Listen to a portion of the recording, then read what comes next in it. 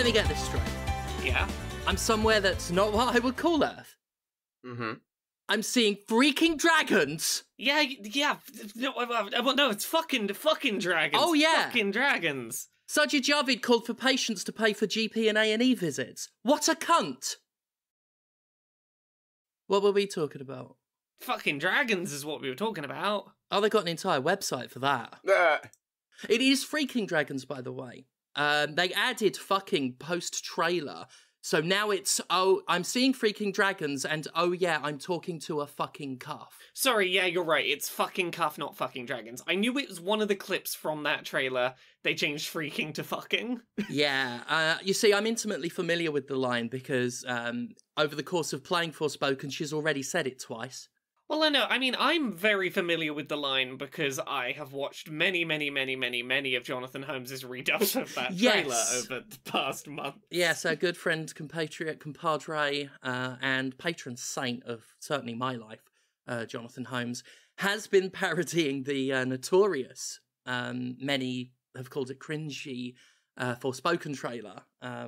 He's done dozens and dozens of different versions. Well, he was releasing one daily, like, up to release date. Yeah. And they were good. They were very good. The boy doesn't get enough, he just doesn't get seen and heard enough. No, he's not famous, and it's tragic. He needs an entire, like, podcast behind him or something. Yeah. Yeah. And maybe one day that'll happen. Maybe one day there will be a podcast with Jonathan on it. Oh, wait, there is one. It's the one he doesn't do with us. That's right. Frick. Talking to Women About Video Games is a very good podcast, by the way. Talking to Women About Video Games is very good. It's hosted by Jonathan Holmes, who is Non-Trotsky on Twitter, @Non-Trotsky. Do give him a follow. He's a good lad. How is everyone? I'm going to be recording a thing for that this week. Good. Yeah. Yes, I need to go on it again. I had fun last. We didn't talk about video games because I just kept saying the shit that I say to him on Boston's Favourite Son. And I was actually looking forward to talking about games with him. I mean, the best reason to go on is when you get a little jingle made about you. Like, I've got little sing-songs about me, which is always very nice. He does a little song for you. It's really good. Right. Does anyone have any life news, anything going? What's happening? Well, I mean, if you're soliciting life news, I've written a book with my wife that's like 3 weeks away from release. It comes out on February 16th, 2023, which is real soon. It's called Who Hunts the Whale? It is a definitely satirical parody book that's about a fictional company and definitely not a pastiche of all of the terrible companies we talk about on this show. It is about someone finally getting their dream job in the games industry and then realizing, oh no, capitalism is ruining everything. What can I do from the inside to lessen the terrible impact that capitalism has on the art that I love? But like with jokes and stuff. Yeah. It's Who Hunts the Whale. It's coming out on February 16th. Go check it out. If you listen to this show, you are probably the target audience for this book. Go check it out. February 16th.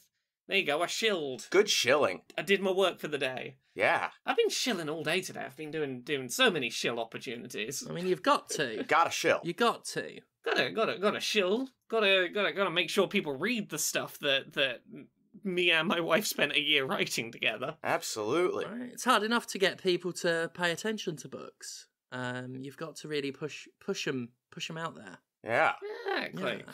Well, I have a thing. I think I've mentioned this before. I've been involved in producing a show called Red Planet, which is about, trying to make the world a better place, basically, through leftist political ideas. It's a good name, by the way. It is a good name. I have nothing to do with that. I wish I could claim credit for that. But it's also just like a really hopeful, good, interesting show that gets fascinating people.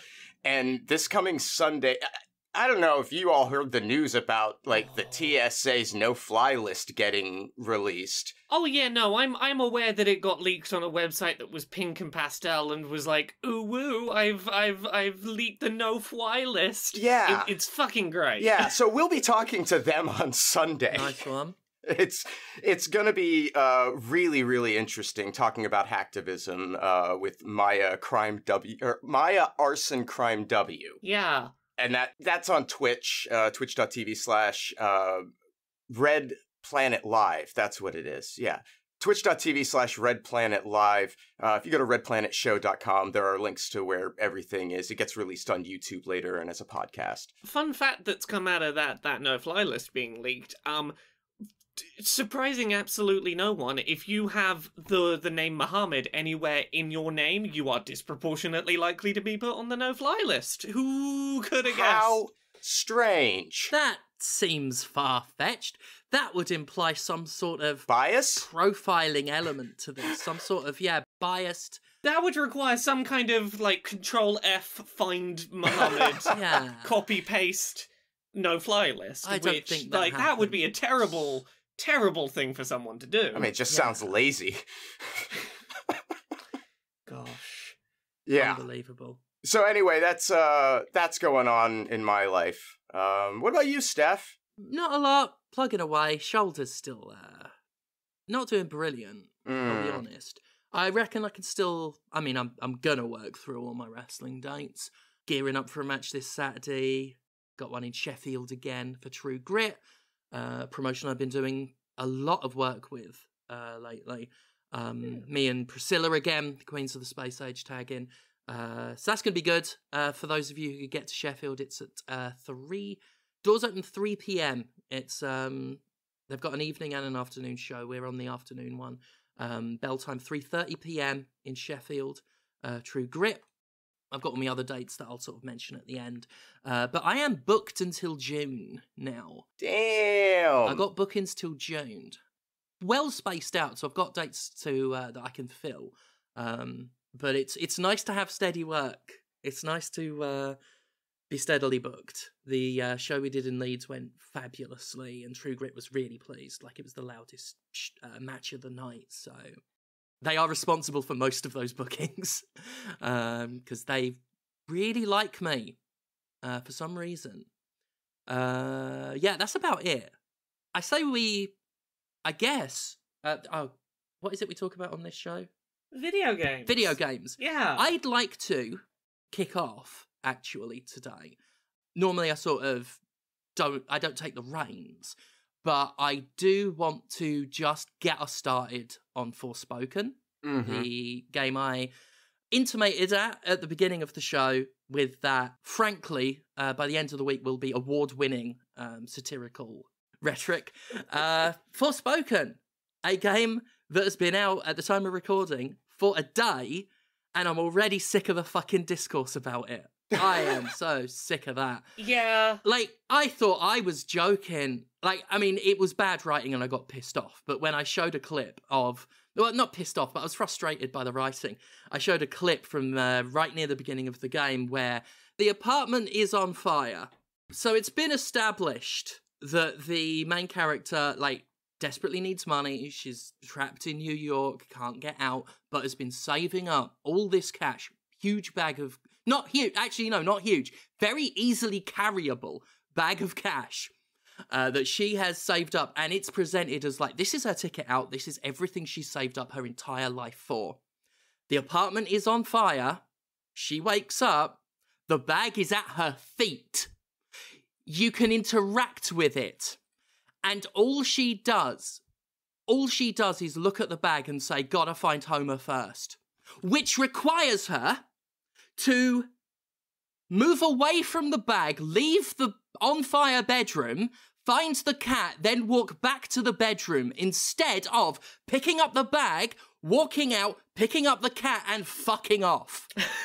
That's what she could have done. It was at her feet. Conrad wasn't annoyed when I was on stream and the bag of money thing happened. Conrad was not suitably annoyed by this. I'm sorry, cat invalidates all. If there's a cat in a room and there's a bag of money and I'm looking at a bag of money, I'm turning my head to look at the cat. Look, the cat comes first, but there's no reason you can't have both, and fuck this. If the game had made it a cutscene where she wakes up, instantly sees it on fire, instantly thinks, oh fuck cat, and bolts, and you start off in the main room looking for the cat, that would be something. Instead, you wake up and the bag is at your feet, and you can stand there for 10 minutes. There is unique dialogue for interacting with it without moving. Like, it is in position that you just press triangle without having to move the camera or move yourself, and you interact with it. And it's like, nope, can't pick it up. Gotta walk right past the thing that's gonna get me and my cat out of town finally and safe. She ends up homeless on the street with the cat matted and filthy and dirty and cold, which the cat wouldn't have suffered if she'd picked up the bag that was at her feet. Someone on Twitter pointed out, the ones who weren't taking this too seriously and getting really mad at me because the discourse has already gotten so vicious. It's the worst. But one person said, it's actually more effort to have a panicking cat in your arms and then go back and get the money. Yep. If you've already got the bag secured, then you can deal with the cat, rather than deal with the frightened cat, go back through a burning door frame and wrestle this bag. It's more effort to do it the way she did it. And like I said, if it were just a cutscene, they could even make that the plot point. You can have the camera linger on the bag and be like, oh no, she was so worried about the cat, she forgot it. But the way the game presents it, she didn't forget. She elected to leave the bag at her feet, go out of the room, get the cat with the plan to go back into the burning room. And everyone's talking about the cringy dialogue and posting that one clip of her being all like, hey, Cuff, you sound like a serial killer, as if that's that cringy, which it isn't. It's fine. I think that dialogue exchange is kind of fun. Like, I enjoy that dialogue exchange. Like, all of the scenes people have been posting online, I think that is, like, the most baffling one for people to be like, oh, the worst writing ever. I'm like, no, I think that's a fun little exchange. More than any of the writing in this game, it's that moment with the bag in the burning room is the thing that annoys me more than anything. Everyone's mad about the wrong thing.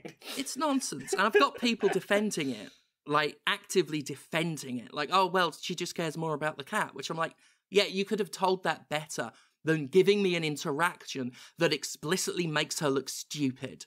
Like, not worried about the cat, a dumbass.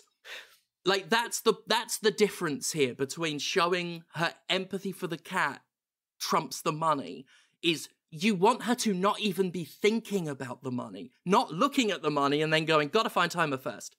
Gotta find timer first. Gotta find timer first.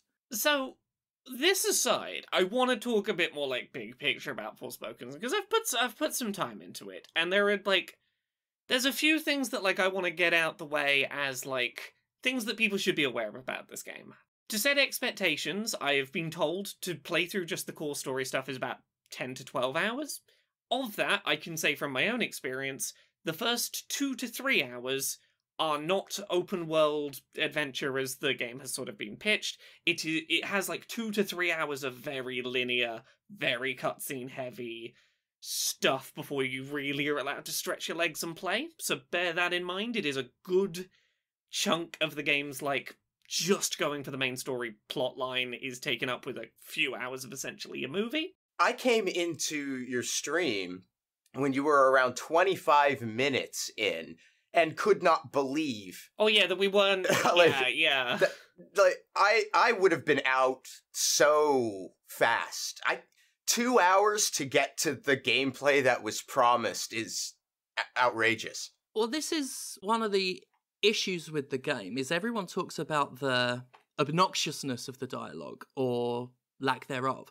It's the frequency that's the problem. This game, and Justin did tell me before recording actually, that you can go into the options to turn the in-game sort of incidental dialogue down. Not knowing that to begin with, oh my god, it's like chattier than High on Life, which, oh, by the way, we were going to have Justin Roiland again as a guest star, but for some reason he's unavailable this week. But it's like, it's at that level of like, this game won't shut the fuck up. I've seen people make the High on Life comparison, but I do want to say, one thing that High on Life at the very least did better than this is in High on Life, when the thing you're holding in your hand is talking to you incessantly, you can at least be walking around doing something during that. This game will frequently have you having a conversation with the cuff, and you just have to stand there rooted to the spot having a conversation, not even able to, like, slowly walk around while you do it. Not in, like, a cutscene camera angle, it's just you stood in one spot, like, okay, I gotta stand here to have this long conversation. It's very ponderous. It's a factor of cutscenes and tutorial stuff and the constant forcing you into the lore menu. Every time you get a bit of new information, you're forced into the lore menu and you've got to back out of it. The game constantly, especially in those first 2 hours, is constantly... This is a big trope in, like, Japanese RPGs, where the game constantly pauses to give you a big wad of tutorial text. I have been given the near-death tutorial pop-up 3 times now.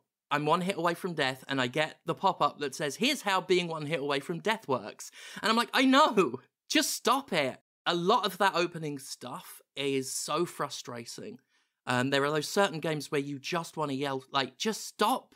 Just stop! Let me actually play it! I was desperate to play it. And what I will say is that, like, what's kind of frustrating is that it doesn't need nearly this much lead up to explain how to play it, because the demo that they released on PS5 last week has, like, within a few minutes gets you up and playing and using not only, like, all of the mechanics that you have at the start of this game, but more mechanics than you have at the start of this game, and it does so very quickly. It's frustrating having played a version of this that very quickly goes, okay, here's how to do it, start having fun, and then play the actual game and have so many things standing between you and what I think this game is best at, which is when it finally lets go of the reins and goes, here's a big open world, just start magic parkour sprinting over stuff, because that feels fun. But you are, like, there is multiple hours between this game starting and you getting to go, oh yeah, this game has very fun movement in an open world. Yeah. That's engaging. And this is obviously a problem many games have. I talked about how ponderous Cyberpunk was. I know Conrad's played that and will, from what I've gathered, will have some thoughts. Yeah. But yeah, like, I'm not mega far into the game yet. It's been letting me off the reins more, but there is so much just talking, which is fine if the game has things to say, but it's basically the plot of a kid in King Arthur's court. I just want this game to get to the meat of itself. Yeah. Because it's not even like it's got to set up all that much, not just in terms of plot, but, like, at least until you get, like, more varied magic. The first couple hours is basically a third-person shooter. It's a shooter, and not a great one, if I'm honest. I would argue this game could really have done with starting your starting moveset as a character, where the demo last week started you from, which is not much more in the way of skills you have available to you as a player, but it gave you 2 movesets to swap between with the D-pad. You could either be doing third-person shooter with throwing rocks or machine gunning rocks, or you could be doing a more dash-oriented flame melee sword-fighting character. And I'm like, cool. Giving you 2 options so that you can do range and melee feels like the right place to start this character, and it feels lacking without that additional option to swap to.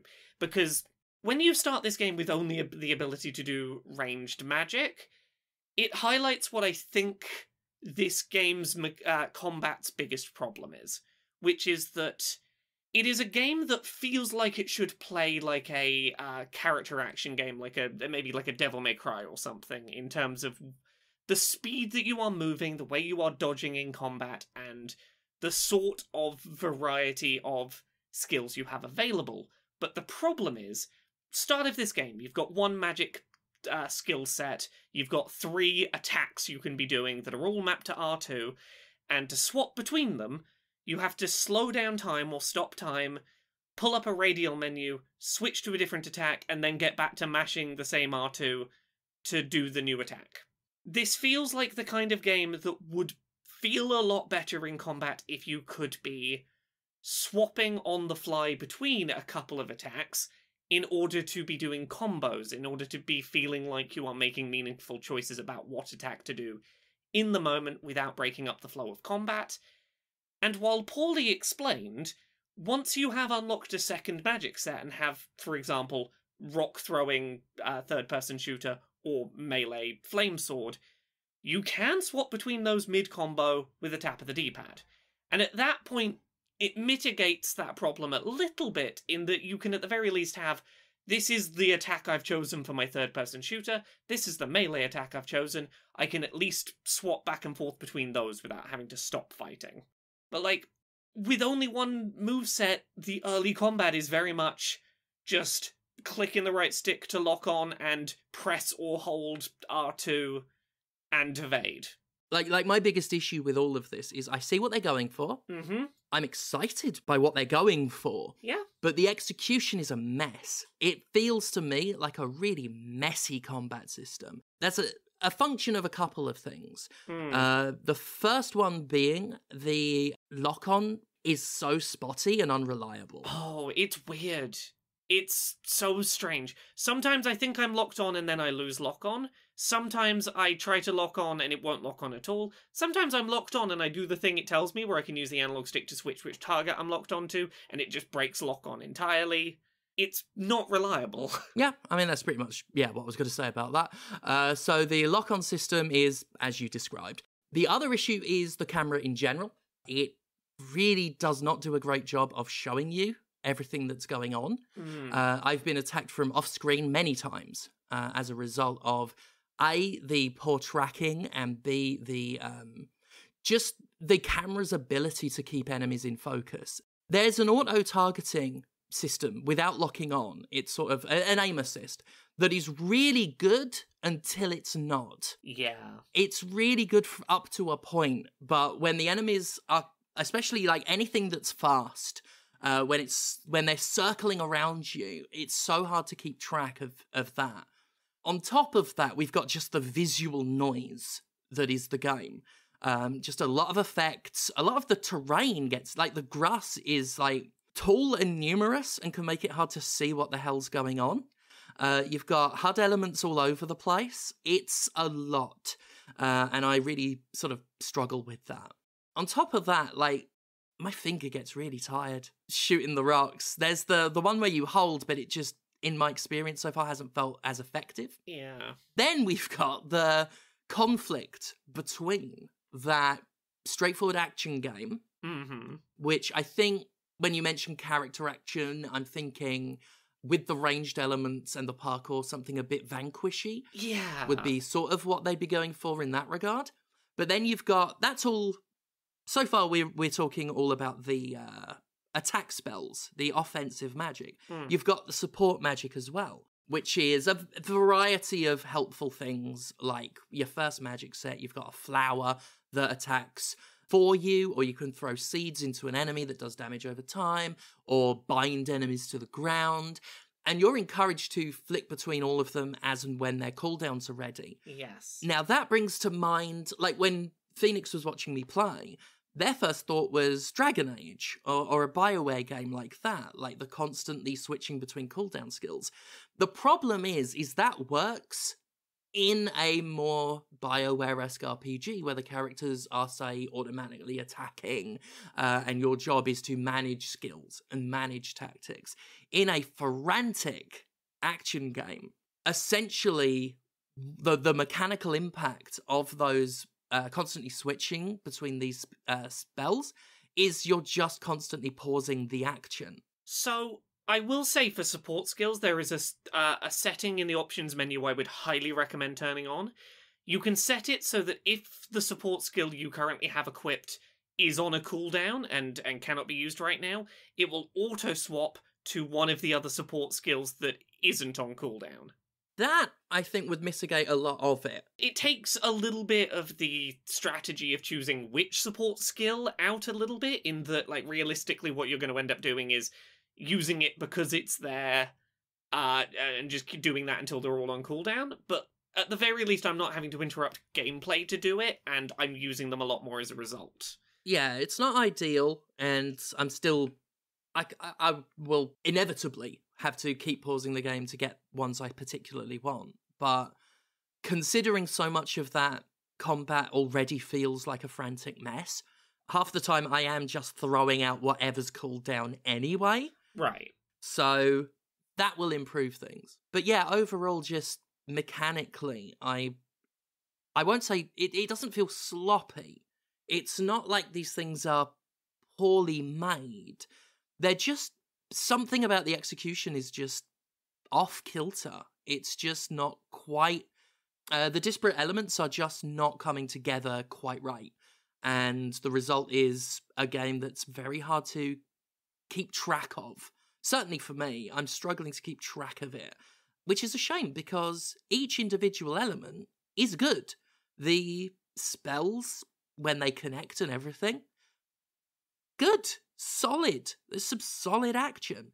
It's just, it's got several conflicting elements, and they really need to fix that lock-on, because the lock-on breaking and the enemy tracking being as unreliable, the tracking and the assist being as unreliable as it is, many times I've taken damage and honestly been confused as to why and how what happened. I'll say, having played from the sounds of it a bit further in than you have, I think that this game gets better as it goes, but it is undeniably inconsistent. I think that a lot of the discourse around this game online is overblown, in my opinion, but I think that it is undeniable that this is a game that tries a lot of things, and it's really hit and miss as to which things it does work or don't, or even just consistently. I think there are points where this game's writing and dialogue genuinely works very well. I think that eventually it finds its footing as making deliberate use of this sort of fish out of water clashing of perspectives interestingly in dialogue, but then, there will be a line every now and then where I go, that does sound like it's out of a trailer for a 2000s Disney Channel original movie. There will be moments where I'm having, absolute fun, and then there'll be moments where I come across absolutely broken elements of game.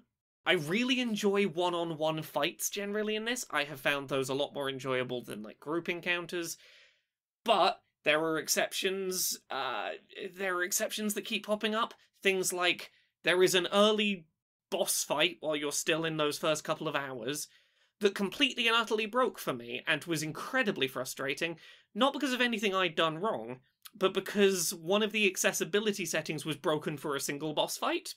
I don't know the specifics of what was going on, but in short, there is an accessibility setting to drastically reduce the amount of damage you as the player take, which was causing me to deal drastically reduced damage to a boss. Brilliant. Making the boss an incredibly bullet spongy enemy that I was 20-25 minutes into fighting just one of the phases of this fight, unable to understand what I'd done wrong, until I realized, oh, it's because I turned on the damage reduction setting to show it off on stream, because people were curious about it, and it seemingly broke that boss fight. There are moments where I have a lot of fun with this game, but it feels often like it gets in the way of itself, and it gets in the way of me having fun with it, which is a shame, because there's a lot of elements of it that I really enjoy, and I just wish it was a more consistent experience. Yeah, I'm not disliking it. Yeah, I am enjoying it. Yeah, now I've gotten past the opening couple of hours, I am enjoying it too.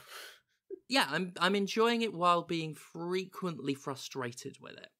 It is a game that's doing its darndest, and I respect what it's doing, and when it works, it works. And when it doesn't, it pisses me the hell off. Yeah. I don't want to linger too much on the discourse about the dialogue and whatnot, but I will say that for all of the focus on the protagonist, it's the cuff that's fucking annoying. Oh, God, yeah. Snarky, smirky little fuckwit. Yeah, it's... Yeah, I don't want to linger too much on the dialogue, other than to say, I think the more I've gotten into this game, the more I feel like there is a deliberate attempt to have contrast between dialogue styles in order to emphasize the fish out of water nature of what's going on, and that clashing can be jarring, and I think I can look at it and go, I see what you're trying to do and how you're trying to achieve it, but whether it's always achieving that is a little all over the place. Yeah, pretty much. Yeah. I am having fun, despite the fact that a lot of my thoughts about it are the ways that the caveats to be made about what there is a good game in there. Yeah, I'll be right back to playing it. Yeah, after we're done here. Same. Mostly because it's my job and I have to do a review on it. But outside of that, I would still be playing it. Like it's oh god, I just wish the overall experience was more consistent and smooth than it is, because I do want to like it a hell of a lot more. But it's just a bit too. It's just a bit too messy. Not on a technical level, just on a design level. It's a bit of a mess. Yeah. The only other thing I want to add before we move on is that there have been criticisms from black game critics of a couple of things. Very few black creators were given access to this game, and I recognise that very few critics, full stop, were given access to this game in advance of release, but very specifically, a lot of black critics who usually get access to game review codes did not get access to Forspoken, which is kind of notable in the light of things like back in December 2021, Isaiah Colbert over at Kotaku did some coverage of a preview event for the game in which the game's largely white lead writer team put their foot in it a couple of times on discussions of their black main character, and there is some good reporting out there that is worth reading on some of the areas where black critics have been frustrated with elements of this game that feel like they are written from an outside perspective. It's one of those things that's not my place to go into more depth on, but I would recommend people go read Isaiah Colbert's preview from Kotaku back in 2021. Go read other critics who are now reviewing it now it's out. Yeah, I have not yet confirmed if the writing is predominantly by white men in their 30s, but it wouldn't shock me. My understanding is that at least as of December 2021, when that Kotaku preview went up, it discussed the fact that all of the named writers that anyone was being told had written for it were all white people in their 30s and 40s. Yeah. And after that, there was discussion of, we're gonna ask consultants, but there was also the consultancy red flag of, well, we had a black woman playing one of the characters, and we asked her to let us know if anything in there was bad, which is like... It's not her job. Don't ask people whose job isn't to be a consultant to just do some quick consultancy while they're there. Yeah. Like, that's always a red flag with consultancy stuff. So yeah, go read work from black creators about this game, because there is conversations to be had there. Certainly, yeah. Yeah, Conrad, what have you played this week? So, Steph. Oh yeah. We've known each other. We've known each other a long time. Like we've been friends for more than a decade by this point. Yeah, like coming up on I think 15 years now. Jesus Christ. Must be around about. I have a question because I've been playing Cyberpunk. 2077. 2077. That one. That's the one. Okay. And it has confronted me with something that I maybe didn't know about myself in a way that has kind of shocked me to my core. And so I need an outside perspective. Okay. Would you say that I am a prudish man? You've been on podcasts with me for over a decade. I don't think it's possible, sir. I'd say out of the people I know, you, let's say, play your cards closer to your chest in the sexy stakes than most. Sure. Yeah, but I wouldn't say prudish, sir, no. No. I feel I'm pretty accepting of the idea of sex and sexual representation and things, Sure. and the idea of... But my God, is Cyberpunk 2077 just over the top with it? I see what you mean.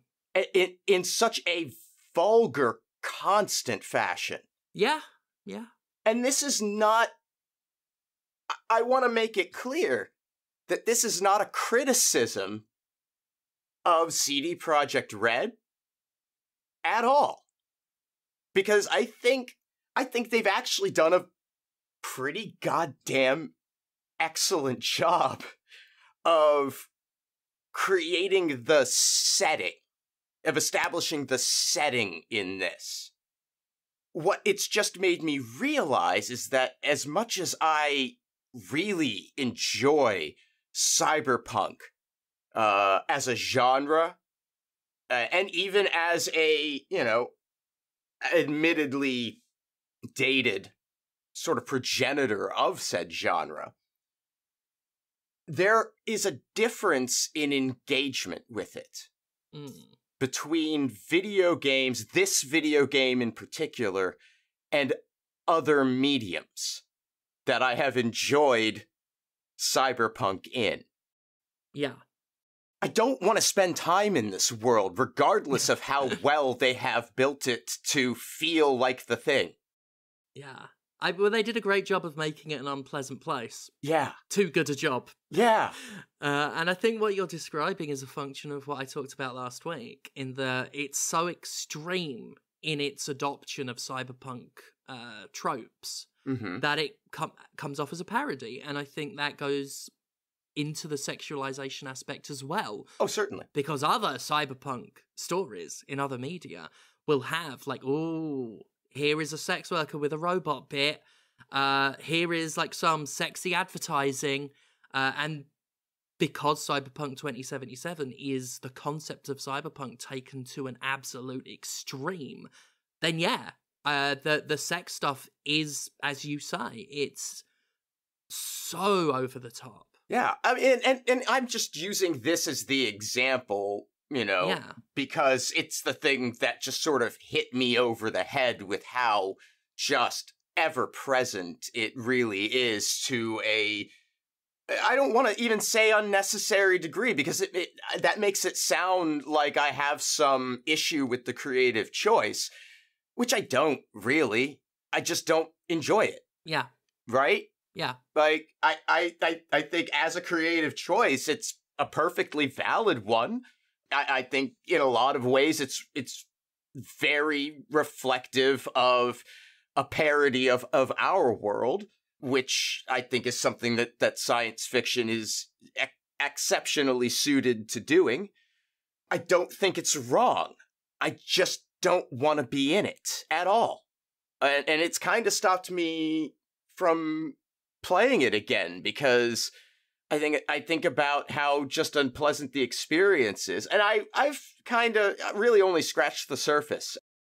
I've made it through the prologue, which I thought actually I really liked that introduction to it. It felt familiar. If you almost every cyberpunk story starts that way. And I'm sure that there were people in the audience who maybe hadn't had that experience yet. And that's cool. But also, it was just so well executed. Like, I have no issues with how that game starts. I don't know where it's headed. It's all very sort of vague. I'm still working out how to resolve, or, I'm still dealing with Johnny at the very early stages, and I just don't know where that's headed. And I may never find out, because even though I am kind of curious about it, I think this is actually a game that I would rather watch a narrative-only Let's Play to see where that goes. Yeah. And be satisfied with that, because the doing feels so gross. Yeah. On so many levels. What you said earlier has actually, like, reframed the game. Not reframed, but added an extra context and got me to realise something. Because I've been playing it a lot. I was waiting for games for work to happen. Right. And Cyberpunk was basically the game I have been playing kind of very, very rigidly for a couple weeks. I got very much into the gameplay loop of it. And, games like that are very well designed to sucker you in and keep you hooked. Mm-hmm. And I was very much hooked. But you're right. As hooked as I am by the gameplay loop, I don't want to be in that world. I don't like Night City. And you know, many would argue that... That's the point. And not wrong. Yeah, but like The Witcher 3, to bring that up again, that's a crapsack world full of assholes and bullshit, and it's not a pleasant place to be. But I do kind of like interacting with that world. I like learning about the like various monsters and history of that world, and being Geralt in it and having those interactions in the world that are kind of unique to his character do compel me to stay in it, not just enjoy the gameplay, but enjoy the atmosphere, the world, and the world building. I don't give a fuck about what happens in Night City. There's so much documentation in that game to read up about the history. Mm-hmm. Admittedly, so much of it just being regurgitated cyberpunk tropes. In fact, a lot of the game, in terms of world building, is... Yeah, if you've watched a couple of cyberpunky films, it's that. It's the same shit. But yeah, in terms of, there are no characters I like. There is nothing about the world that I... Like, you can buy apartments and stuff like that. Right. And I don't feel like I'm making a home for the character, like I have done in other games where you can get different homes. Because the world is, by design, quite explicitly by design, superficial and nasty and soulless. But that brings up the question of what happens when you've got... when you've successfully built a world no one wants to live in, and then tell people to have fun in it. Yeah. It's just one of those interesting questions. Yeah, and... Yeah, I don't know. I have other thoughts about what that says about us, and perhaps even some people who could be conscious of that and would still find enjoyment in those things. Yeah. But I'm going to have to sit with that for a while, I think, because that opens a whole can of worms that... I don't want to live in that world either, actually, now that I think about it. But yeah, and like I say, they did a great job. The gameplay loop also, I mean, it doesn't compel me maybe as much as it does you. Yeah. I do think the quick hacking stuff is interesting. I have had fun stealthing through environments using distraction and eliminating bodies. It's entertaining. I don't know how well I like... I like the passive interactions with quick hacking, you know, the environmental objects. Yeah. But the quick hacking of enemies in combat doesn't... I've reached a point with it now where, like, I've got a deck that lets me put 8 hacks on at once, and they're all legendary level now. So combat is trivial. Right. And it's great. You know, there are some games where trivializing the combat is would harm the experience. I don't give a fuck about it here. So, like, I'm having a fucking laugh. Like, it's you can just shut someone down by looking at them now. And it can... I've got a thing that will automatically pass that hack on to someone who's nearby. So I look at someone, they keel over, and the person next to them keels over. Or I get them to, like, pull a grenade out of their pocket, hold it up, and explode themselves. The Contagion, the poison one, I thought it was shit when I had the low-level version. Now, you poison one person, and it spreads and spreads and spreads. So everyone in a combat encounter is taking damage over time. It is so overpowered. And I've heard that's true of other builds as well. Mm-hmm. You reach a point where if you focused on certain aspects to the point where you've, like, really sort of reached legendary tier stuff, the world's your bitch. And that is the point at which I started to really definitively enjoy myself. Mm-hmm. The fact I've got 8 options to, like, you know, I'm going to get you to turn on your mates and shoot the fuck out of them. You are going to pull a grenade out. You can just fall over. Fuck you. You, weapons jammed. Your eyes don't work anymore. Like, That's very enjoyable. Yeah, I could definitely see that. You got to work for it though. You got to put in a lot of time. Yeah, and I probably won't, but I think it's an interesting game. Oh yeah. And I certainly think it's something that deserves to be examined and thought about. I don't know that I can play it anymore, but I can completely see having fun with that gameplay at some point. Yeah, it's interesting. I'm glad I played it to some degree at least. Yeah. Yeah. Oh yeah, like it's not a great game. It's not got much interesting stuff to say, Mhm. but there's a lot of interesting stuff you can say about it. Mm-hmm. And I think that's valuable. Yeah. I think playing it, especially for like folks like us, there is worth in it. Yeah, I would agree. Yeah. Yeah. So anyway, that's mostly what I played this week. Laura, what have you played? The main other thing I've played is I've done the regular segment of Laura's Playdate Corner because she's got a Playdate and therefore gets to play Playdate games. Oh, that must be nice. Yeah, it must be nice. It is nice. I'm very much enjoying having a couple of games a week to play on it. This week marks the halfway point in the season of weekly games that are currently planned for it, so I'm at about the halfway point now. This week's games were called Zipper and Hyper Meteor.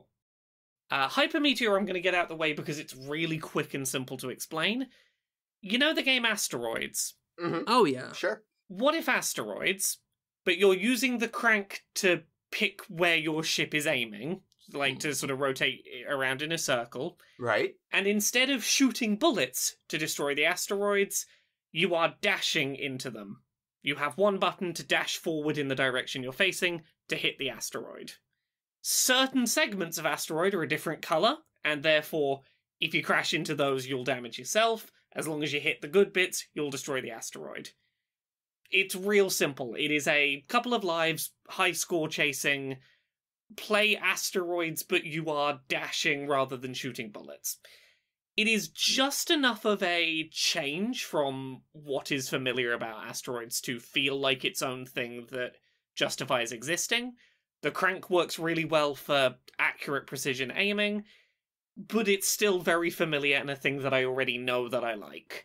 There's not much to say about it other than it's a fun spin on a thing I already know. Mm-hmm.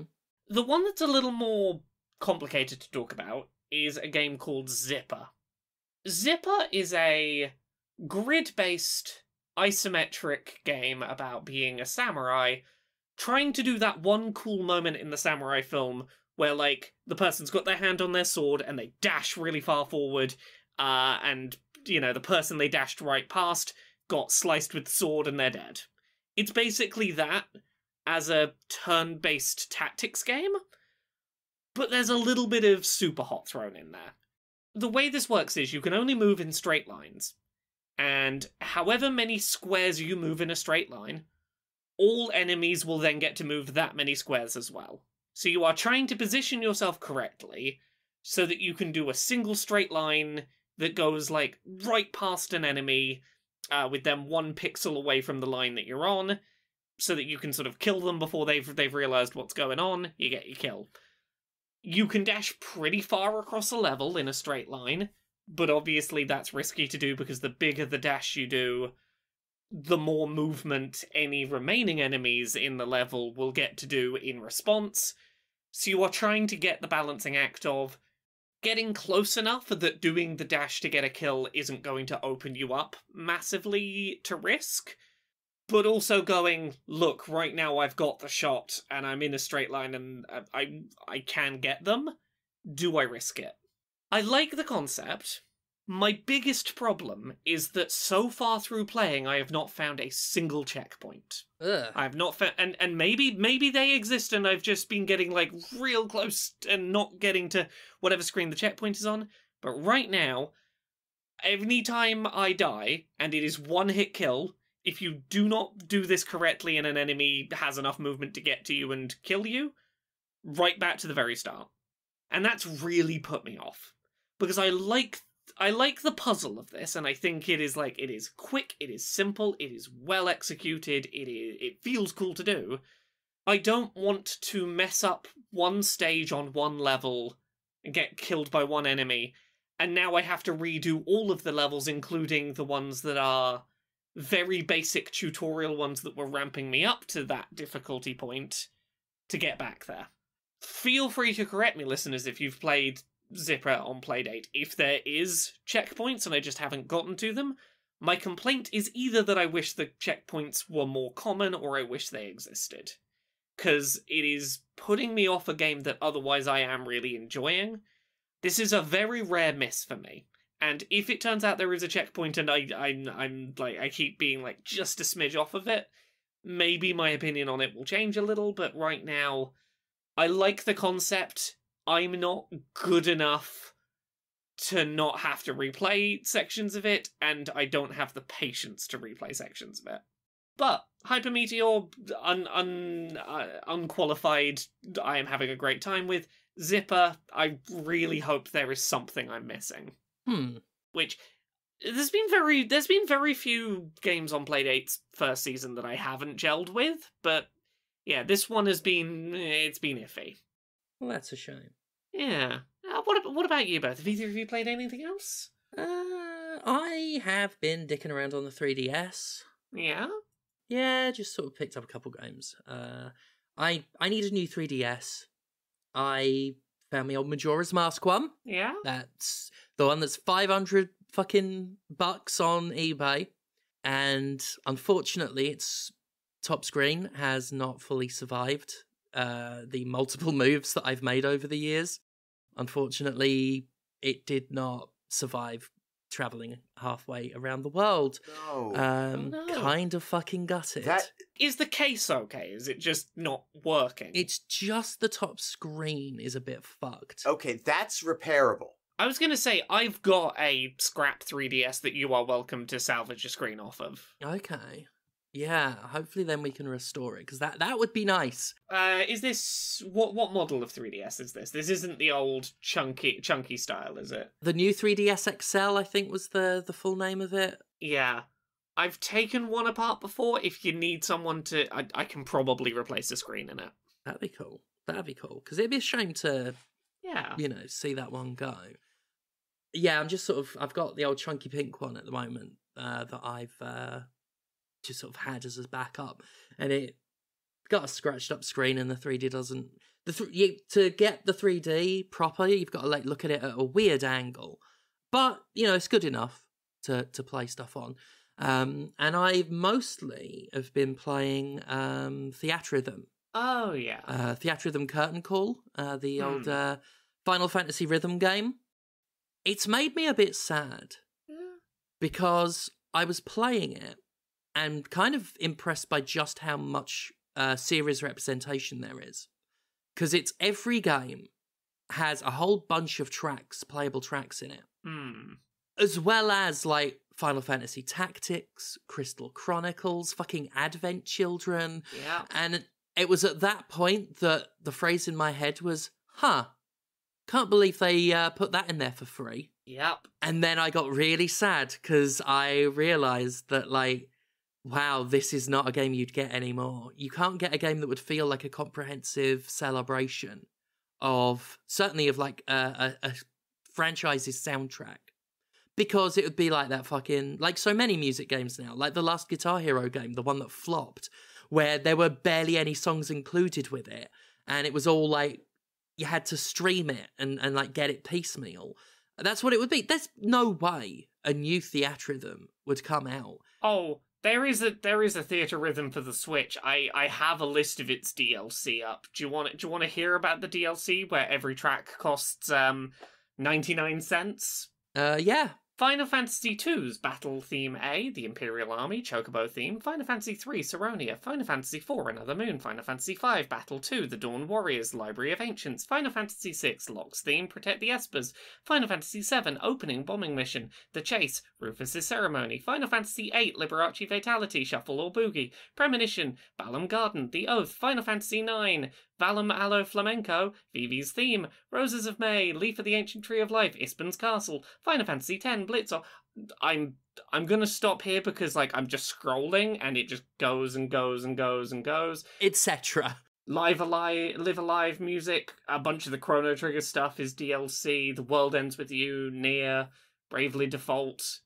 All those, like, niche Square Enix stuff, yeah, that's DLC. Because you wouldn't get it, yeah. Like, there's DLC for Curtain Call, for the 3DS one. Yeah. Obviously, the eShop's gone now, isn't it? I think you can't put more credit on, but it's still... you can still use existing credit? Oh, okay. Okay, well, I mean, I guess I can look it up. Like, it just really struck me that, like, yeah, like, Advent Children, like, that's the kind of thing where it'd be like, you'd have the Advent Children music pack. Well, you'd have had that about 5 years ago. Now, like you pointed out, everything's an individual purchase now. It's a lot easier to, make everything look cheaper, to trick you into, well, yeah, it makes everything look cheaper, but winds up more expensive than selling them in packs. Plus, people will be suckered into spending more money, because as we've seen with FIFA, those little purchases really add up when you can't look at the bigger picture of them. But yeah, like, it's just sad, because if you have a rhythm game based on the Final Fantasy series, you would expect that to be a comprehensive celebration of the thing. Whereas now, that's just the primer. And to get that, you'd have to spend so much more money. And I've made myself sadder. Because those things you were listing... Yeah. That's all Curtain Call DLC as well. Oh, is that all Curtain Call DLC? All of it! It's all the same! It's all the same. I apologise. Oh no, this is brilliant. You see, because I was like, oh, this is nice. It's a little slice of every single game. You wouldn't get that these days. And then I'm like, oh, wait, no. Here's the other shoe dropping. Well. Brilliant. Well. Oh, yeah, look, there's One Winged Angel. It's in the DLC. It's just a shame, you know? Like, it really is. Having a game that is like... And you would have had it. Like, that's the thing. 10 years ago, you'd have had it. In a pre-internet era, you'd have had it because they wanted you to experience it and had no way to sell it to you later. Yeah, like if it's a mainstream published game now, you can't have something that would feel like a comprehensive celebration of a series with like lots of content from it, representing it, because there would be a bunch of DLC, because it wouldn't be seen as the chance for a celebration. It would be seen as a chance to exploit those who want the celebration. I think one of the most wonderful examples of how the presentation of these games has changed was Gears of War Ultimate Edition. Yeah. I've pointed this out in the past, where they called it Ultimate Edition, yet it had DLC. I'm like, that's not what Ultimate means. You re-release a game, you have pre-order bonuses and extra content carved out for it. It's not Ultimate. That's not what it means.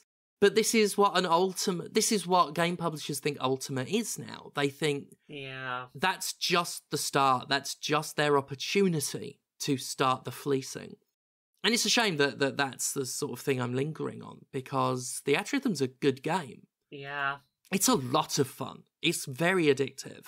I've played less Forspoken than I should be playing because I've been playing Theatrhythm. I really like it. It's great. Like, it's got the music that is in there in the base game. There is a lot of it. Yeah. I'll say that. And they've got a bunch of good tracks. You know, they resisted the urge to sell Battle on the Big Bridge separate, which is something I'm sure they thought about. And they using the stylus and that is really nice. You're sort of alternating between tapping, flicking in a direction, or holding and then moving it along a track. And unlike with some touch-based DS or 3DS games, this one doesn't get confused. The directions you swipe in are very clear, and but you don't have to be super clear for it to sort of get what you were going for. So it feels really responsive. The art style's cute. That sort of little sort of paper cutout representation of monsters and characters. It's just a very likable game. I do wish that it wasn't so carved up, but it's something I got secondhand to shove in my 3DS. That was good. That was fun. I'm glad I have that. I was looking up some 3DS stuff because I suck at getting any of the sort of piracy stuff. No, the emulation stuff.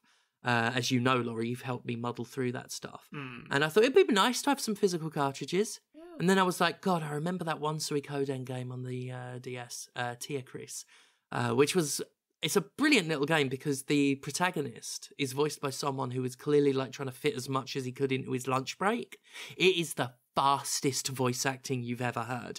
I recommend anyone listening, look up. I bet if you typed in, like, on YouTube, like, Suikoden Theatrhythm or just Suikoden DS voice acting, you will get examples of that protagonist speeding through his lines. And it was a very fun game. And it's well over $100 to get hold of it now. And we talked about this with other stuff before. It's like me trying to find a copy of Aliens Infestation, which I think I mentioned last week. We were talking about, like, all the prices driving up last week. And I was looking into getting another 3DS because, the ones I've got aren't ideal at the moment. And there's so much. Yeah. Even a basic one, to say nothing of the ones that are actually pretty. It's a shame what we've done to ourselves as a community. It's a shame what collectors have done to themselves and each other. But there you go. That's capitalism. It makes monsters of us all. It does. Yeah. On that note, should we talk about news? Oh! And people being monstrous in the news. What a segue. Look at us. Yeah, look at that. Real professional.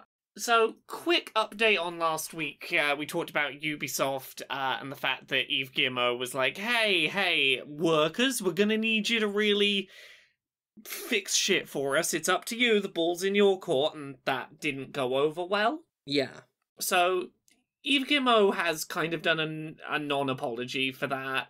In an email to staff, he's basically gone, I heard your feedback, and I'm sorry this was perceived that way. Oh God, is he sorry we're offended? He's sorry you're offended. He's sorry that you misunderstood what he said and got offended. Dick. He then tries to explain what his very clear statement actually meant. When saying the ball's in your court to deliver our lineup on time and at the expected level of quality, I wanted to convey the idea that more than ever I need your talent and energy to make it happen. This is a collective journey, and starts, of course, with myself and the leadership team to create the conditions for all of us to succeed together. Blah, blah, blah, buzzwords, jargon bullshit. Man's a knobhead. Man's a knobhead. In my professional opinion, he's a knobhead. The staff of Ubisoft Paris seem to agree with you. We talked last week about the fact that there was discussions of strike action. It is going ahead, not last week when they'd sort of initially been floating it, but this upcoming Friday, the 27th of January, two unions, the Video Game Workers Union and the Digital Technology Union Solidarités Informatique, have called for all of their members who are workers at Ubisoft Paris to strike this week on Friday, doing a mass walkout from the studio. All of the demands we talked about last week stay the same. A joint statement by both of those unions basically points the finger at Ubisoft's management and the fact that Ubisoft continues to question the work being carried out by employees without considering the possibility of management's own failures and blindness. Which, yeah, sounds about right. So, good luck to those striking workers. Gosh, there's a bunch of stuff to rattle off this week. I'm going to try and get through this quick. We got a bunch of stories about layoffs this week. Mm-hmm. Not just in video games, but, like, across the tech sector. And before we go into mentioning the specific companies that have had cuts, I think it's worth noting to people who aren't aware, it's not an accident that, like, 15 prominent companies in the space of 1 week announced massive layoffs at this time of year. Very specifically, a big thing that companies will do, and a lot of companies in the tech sector will do, is if their financial results are not looking how they want them to, and it is coming up to the end of the financial year, they will fire a bunch of people for a short-term boost in making it look better on their charts because they had fewer people to pay. Yeah, this is what I've talked about on the Jimquisition for years. And to be clear, these conversations are happening in boardrooms with slides up that show how many people they can cut so that the managers can get their bonuses. This is exactly it. My mother has been in those meetings. This is how it works. Yeah. It is very specifically, we don't get our big bonus from the shareholders unless we hit this number. If we let this many people go, that's this many people we don't have to pay salaries to between now and the end of the financial year, which will make the graph get there so we get paid. Yeah, well, you're in a market where, again, I talk about this on the Jimquisition frequently, we're in a system where companies expect, and certainly their investors expect, the myth to hold true. Yeah, actually, I think it's the investors that expect it. And the managers will do the companies will do anything to keep the investors believing that, because that means that the money stays there. And what they're expecting is perpetual and rapid perpetual growth forever. That's the myth. That's the snake oil that investors believe in. And yes, executives at companies, their job is to make these fantastical promises that the returns on the investment will last forever and get bigger every year. This is why we have, all the layoffs, like obviously those Microsoft ones being the big one this week, all across the tech sector, in fact. Microsoft is not losing money. No. It's not even not making money. Its profit has slowed. It's not stopped, it's slowed. And how many of their initiatives, like product initiative, launch initiatives, were likewise announced to be delayed alongside this? Because I don't remember hearing a lot of that. So yeah, it seems like a lot of stuff that's going on is specifically around a lot of Microsoft's products have been delayed while they deal with the ABK acquisition, it seems. So to rattle through some of the layoffs that happened, Unity laid off around 300 staff. Riot Games let go around 50 staff. Microsoft is obviously the big one, not specifically talking Xbox, but Microsoft cut around 10,000 jobs. We do know that an amount of those were within Xbox. Layoffs included staff at Bethesda, the Coalition, 343 Industries, particularly 343 apparently took a lot of the brunt of those layoffs. On a similar note, absolute fucking nothing statement. Xbox's Phil Spencer reached out to staff across the company, acknowledging that it's been a difficult week, and that this week's actions, by which he means the layoffs, were painful choices to set Xbox up for long-term success. Never believe any executive when they tell you that it was a painful choice for them to have a bunch of people lose their jobs so that they can keep their bonus, which they're certainly not going to give their bonus up to weather the storm. It was a very difficult choice to make a bunch of people unemployed. I don't even care. Maybe it was a difficult choice for them to, pick which individual people that they may or may not have had relationships with that needed to go, that's fine. That's not comparable. Yeah. It's simply not comparable to the pain that you have inflicted upon the people that you let go. Yeah. So to quickly just circle back to the point I was making. Oh, I'm so sorry. Yes. Sorry. Microsoft is continuing to make money throughout all of this. Yes. And that needs to be remembered. Yes. They're not making as much as they did last year. That's the problem. This is why we need to dispel this myth that if you buy a game, you're supporting the developers, because they've already been paid, and layoffs will happen regardless of success. In fact, it happens often because of the success. Because the more successful a company is one year, the greater the pressure to beat it the next. And when they... And a lot of these executives, they're dumb. They all fail upwards and backstab their way to the top. None of them are that smart. But they're cunning enough to realise that when they're under that pressure, they can't rely on sales alone to top what they did the year before. So, as we said, they instigate these mass layoffs because you can create that illusion that the growth has continued by spending less on your workforce. And they will paint it in a lot of circumstances as streamlining. You know, they're making their processes more efficient. They're eliminating waste. Yeah. Well, they're going to call it anything but what it is because none of them want to acknowledge the great lie, the big myth. But it is a myth. And this is why sort of the unfettered capitalist dystopia we have right now is so dangerous, because it's based on a lie. It's based on a lie because it's not possible. The logical end point of capitalism is death, because you can't... There aren't enough human beings in the world to give you perpetual growth forever.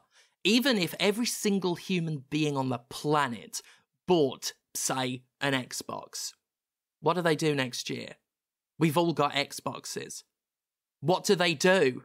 And this, ties a lot of ways into the cultural idea of the family and how we want traditional families that have children, right? You hear that a lot coming from the right, and the reason for that is they need to make sure there will be more consumers. Because eventually it becomes completely unsustainable. So they need soldiers, they need consumers. That's what they want there. Oh, yeah. Absolutely. Like, make no mistake. Like, for all the shit that some people give me for banging on about capitalism on the Jimquisition, it is the problem. It is. Look at the culture war shit. Yeah. That's funded by fossil fuel companies, which, again, so much of this actually all comes down to.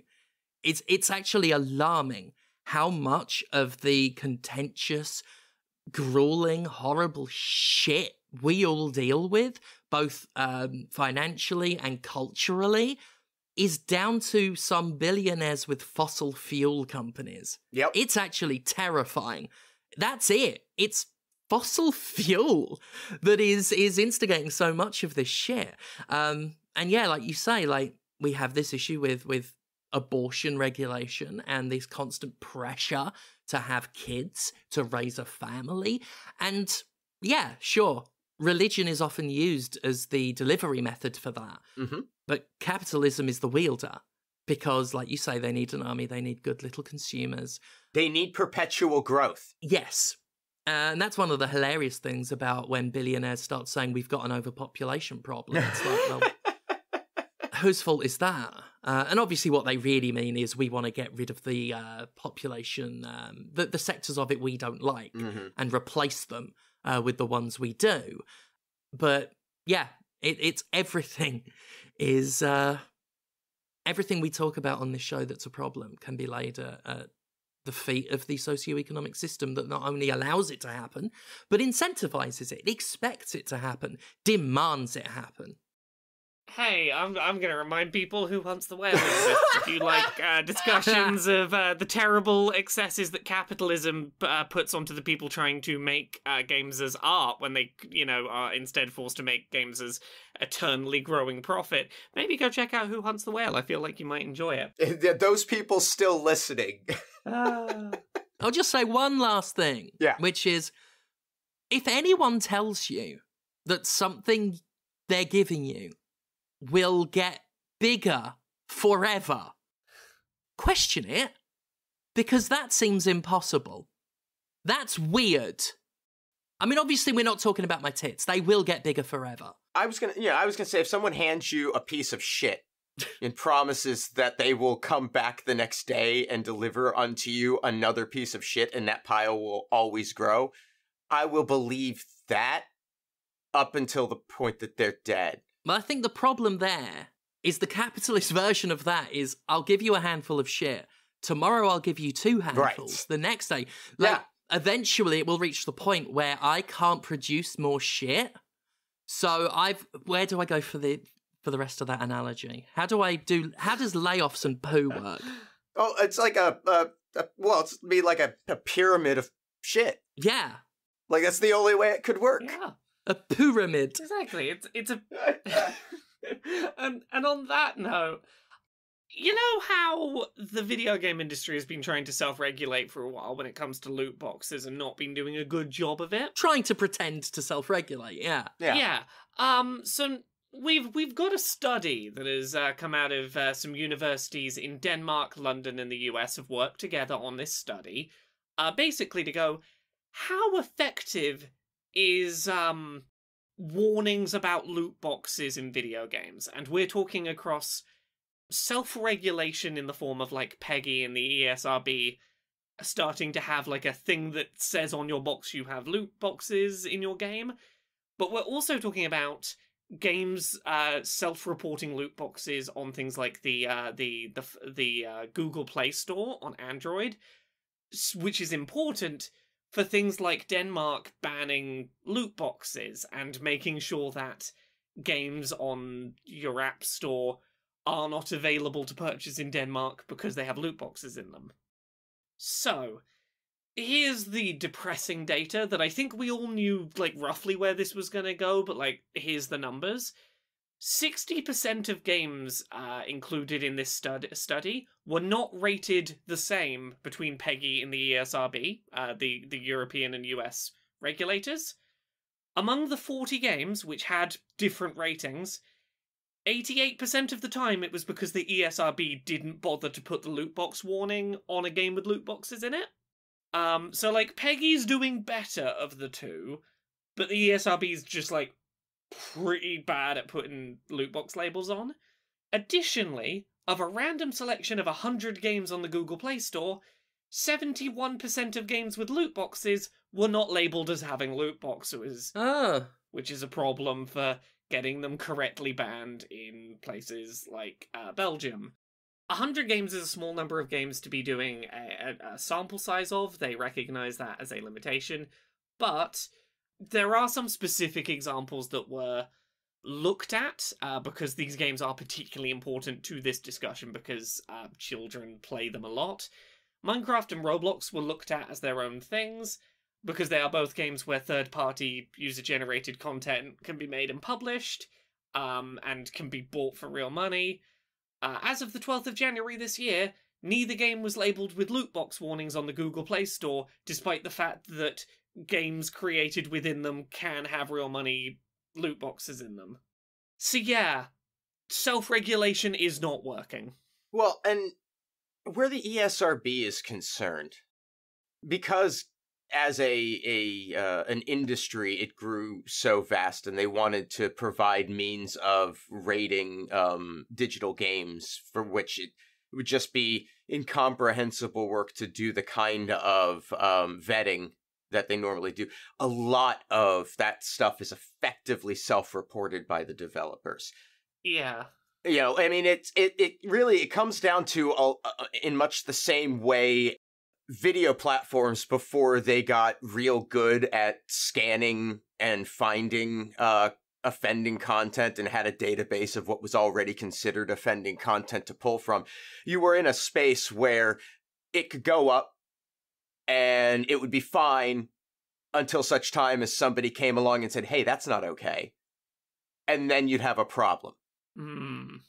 So it's not surprising that there is a difference in how it's being rated, ESRB versus PEGI also, because PEGI covers regions where there's actual regulation that matters, you know, that will have an effect. Yeah. I don't think it's right that the United States doesn't have some form of regulation of this industry that is able to hold it to account, but that is the position that it's in. And if the ESRB isn't having a problem with reporting of these games that are not effectively applying their warnings, they are just going to let it slide.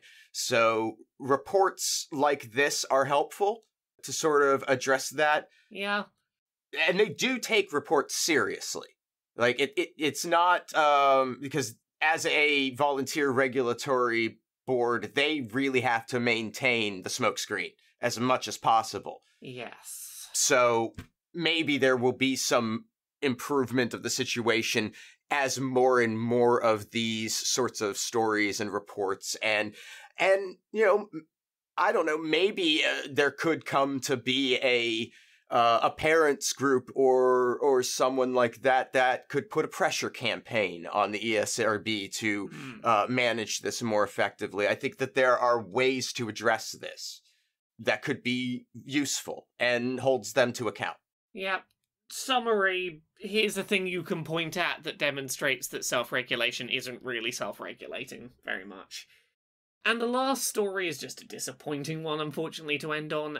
Although it does involve, there's one thing that feels kind of ironic in the context of the story.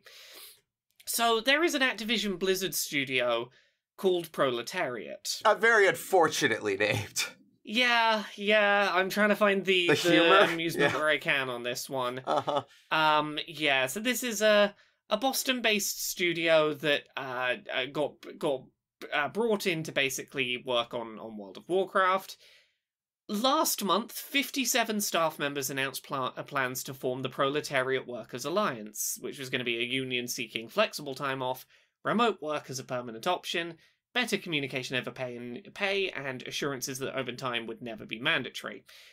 What makes this union particularly notable, and I think it's worth highlighting this, all of the unions we've so far been seeing have been QA unions. And it makes sense, QA workers are particularly poorly treated in this industry. This was not just QA workers, this was staff from all across the studio. Which would have made it a really big deal. It is also a significantly greater challenge. Yes. Because when you are simply taking a QA, I mean, I say simply, it's not easy, and I don't want to minimize how difficult it is to form a union in the first place, but when you are doing it with, as we've seen, these QA unions, there is already a shared understanding of everybody's work, everybody's role, and it's much easier for people to consider people their equals.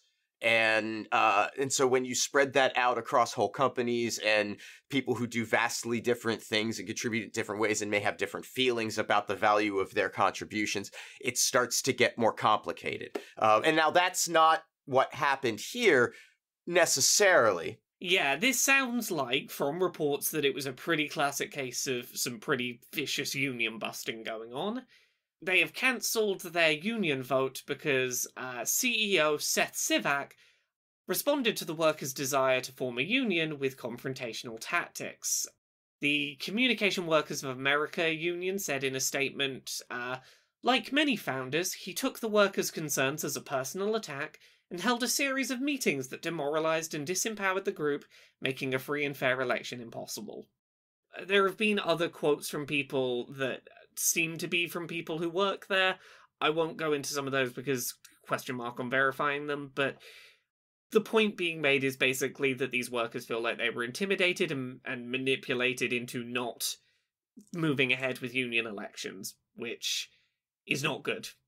It's a real shame. Yeah. We were eventually going to get some of these stories popping up because the fight for unionization, it's going to hit roadblocks, but it sucks that this has happened. I'm glad that we are still seeing studios trying to unionize, even if we're going to get some along the way that are unfortunately, at least for the time being, not successful. Companies, big and small, all try to engender a sense of we're in it together under leadership that is not based in actual equality. Mm-hmm. and cooperation, so that they can later leverage that emotional bond that they've created with their workers in these precise situations. Yeah. Many serial killers do the same thing. Absolutely. Pretty much.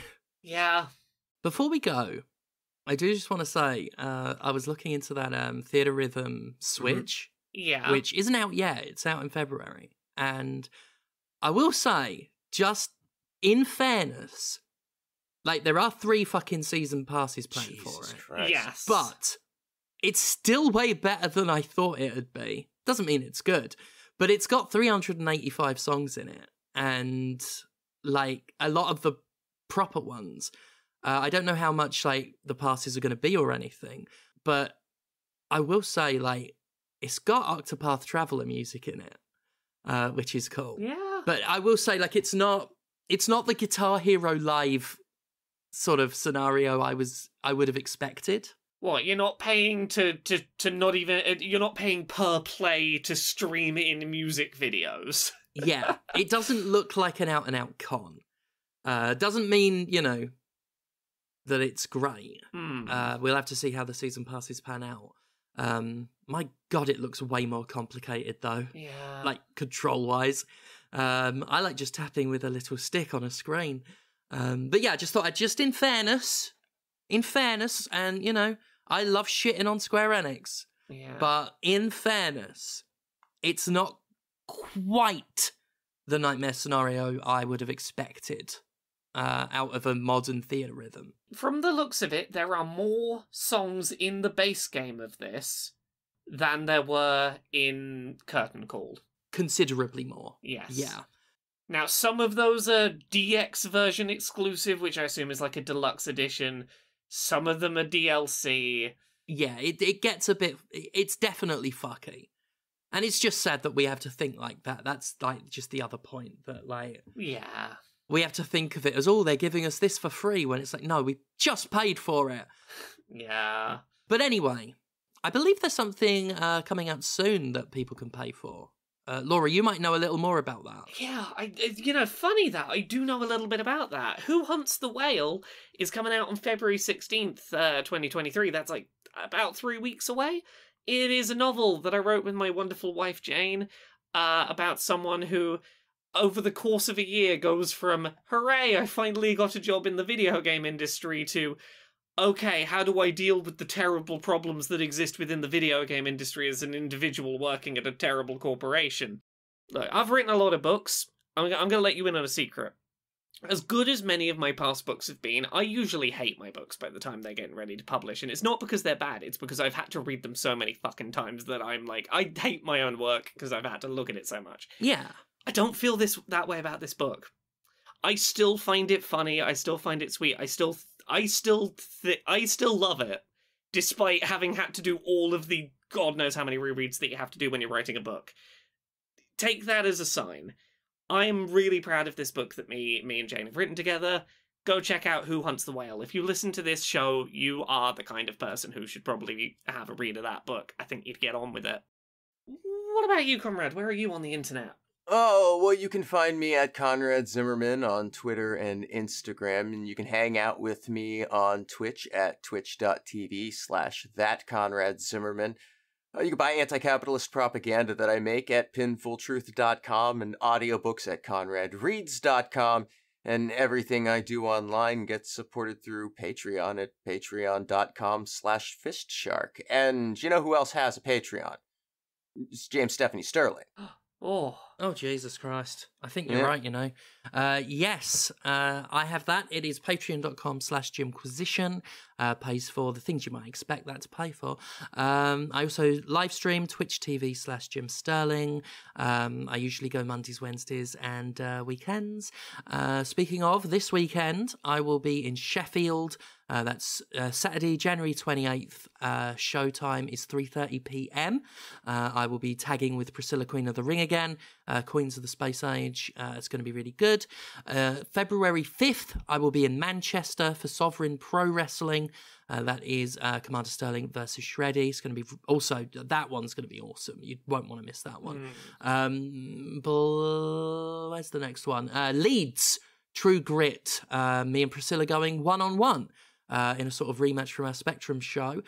True Grit again, Leeds, March 20... When did I say that was? Oh shit, that's March 25th. Right, sorry. That's March 25th. March 18th, I'll be in Blackpool for PCW at the Flamingos Bar. So those are all the confirmed, I think. I'll have more to announce in future. Thank you all so much, by the way, for listening to us, for supporting us, and everything like that.